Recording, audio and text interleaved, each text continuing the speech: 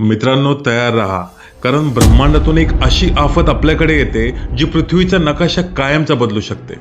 We are showing a 99% probability of impact.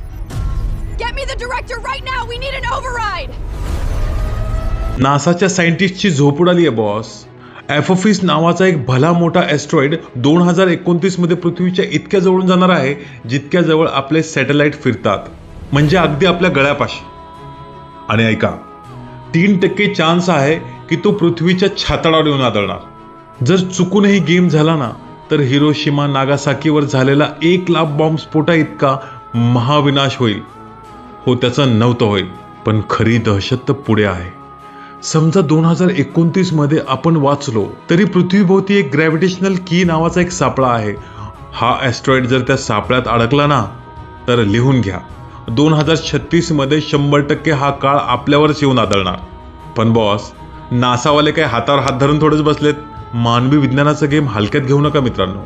नासाकडे dart mission नावाचं एक ब्रह्मास्त्र आहे, जिथे ते एका बटनाच्या क्लिकवर स्पेसक्राफ्ट पाठवून या ॲस्ट्रॉइडचा रस्ता आहे ना हवेतच बदलून टाकते. म्हणूनच सांगतोय, जोपर्यंत विज्ञान जिवंत आहे तोपर्यंत माणूसजात सुरक्षित आहे. काय वाटतंय तुम्हाला?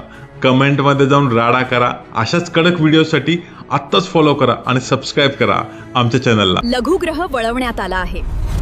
पृथ्वी सुरक्षित आहे. आपण उज्ज्वल भविष्याकडे वाटचाल करत आहोत.